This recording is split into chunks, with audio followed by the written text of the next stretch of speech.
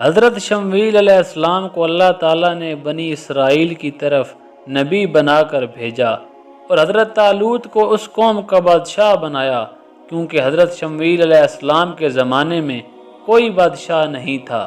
تو بنی اسرائیل کے بہت اصرار کرنے پر حضرت شمویل علیہ السلام نے اللہ کے حکم سے حضرت طالوت علیہ السلام کو بادشاہ بنا دیا۔ حضرت طالوت کے بادشاہ بننے کے بعد ایک ایسی عجیب و غریب جنگ ہوئی جس کی مثال نہیں ملتی۔ بسم اللہ الرحمن الرحیم۔ السلام علیکم ناظرین، آپ دیکھ رہے ہیں اویئر یو۔ جب حضرت طالوت بنی اسرائیل کے بادشاہ بن گئے تو آپ نے بنی اسرائیل کو جہاد کرنے کے لیے تیار کیا اور ایک کافر بادشاہ جالوت سے جنگ کرنے کے لیے اپنی فوج کو لے کر میدان جنگ میں نکل گئے۔ راستے میں حضرت طالوت نے اپنے لشکر سے کہا کہ اللہ تعالیٰ تمہیں ایک نہر کے ساتھ آزمانے والا ہے۔ اس نہر کا نام نہر الشریعہ تھا جو اردن اور فلسطین کے درمیان واقع تھی۔ حضرت طالوت نے اپنے لشکر کو ہوشیار کر دیا کہ کوئی بھی اس نہر کا پانی نہ پیے۔ اگر کسی نے ایک آدھ گھونٹ پی لیا تو کوئی حرج نہیں، لیکن لشکر جب اس نہر کے قریب پہنچا تو پیاس کی شدت سے لشکر کے لوگ نہر میں جھک پڑے اور پیٹ بھر کر پانی پی لیا، مگر ان میں سے کچھ لوگ پختہ ایمان والے بھی تھے جنہوں نے اس نہر کا پانی نہیں پیا، اور اگر پیا بھی تو ایک آدھ گھونٹ۔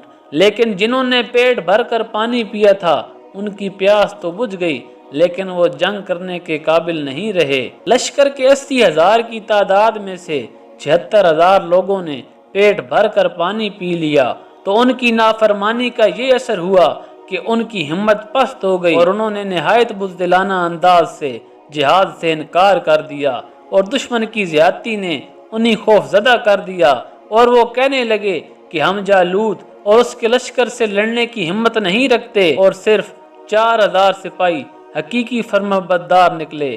انہوں نے اللہ کے حضور گڑ گڑا کر دعائیں کی کہ اے اللہ، لڑائی کے وقت ہمارے قدم جما دے اور بھاگنے سے ہمیں بچا لے اور ہمیں دشمنوں پر غالب فرما۔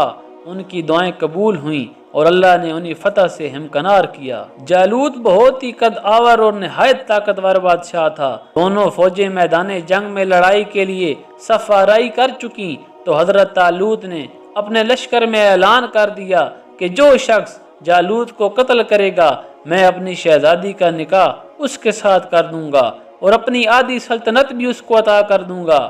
جب جنگ شروع ہوئی تو داؤد علیہ السلام اپنی گوپھن لے کر آگے بڑھے۔ گوپھن ایک ہتھیار تھا جس میں پتھر رکھ کر دشمن پر مارے جاتے تھے۔ جب حضرت داؤد علیہ السلام کی نظر جالوت پر پڑی تو آپ علیہ السلام نے اپنی گوپھن میں پتھر رکھے اور بسم اللہ پڑھ کر جالوت پر پھینکے۔ یہ پتھر جا کر جالوت کی ناک اور کھوپڑی پر لگے اور اس کے بھیجے کو پاش پاش کر کے سر کے پیچھے سے نکل کر اس کے سپاہیوں کو لگے، جس سے بہت سے سپاہی ہلاک ہو گئے۔ جالوت کے مرتے ہی اس کے لشکر کی ہمت ٹوٹ گئی اور اس کے لشکر میں بھگدڑ مچ گئی۔ حضرت داؤد علیہ السلام جالوت کی لاش کو گھسیٹتے ہوئے لائے اور اپنے بادشاہ حضرت طالوت کے سامنے ڈال دیا۔ اس پر حضرت طالوت اور بنی اسرائیل بے حد خوش ہوئے، اور جالوت کے قتل ہو جانے کے بعد اس کا لشکر بھاگ نکلا اور حضرت طالوت کو فتح مبین حاصل ہوئی۔ حضرت طالوت نے اعلان کے مطابق اپنی شہزادی کا نکاح حضرت داؤد علیہ السلام سے کر دیا اور انہیں اپنی آدھی سلطنت کا بادشاہ بھی بنا دیا۔ اس واقعے کے 40 سال بعد جب حضرت طالوت کا انتقال ہو گیا تو حضرت داؤد علیہ السلام پوری سلطنت کے بادشاہ بن گئے اور حضرت شمویل علیہ السلام کی وفات ہو گئی۔ اور جب حضرت شمویل علیہ السلام کی بھی وفات ہو گئی تو اللہ تعالیٰ نے حضرت داؤد علیہ السلام کو بادشاہت کے ساتھ ساتھ نبوت سے بھی سرفراز فرما دیا۔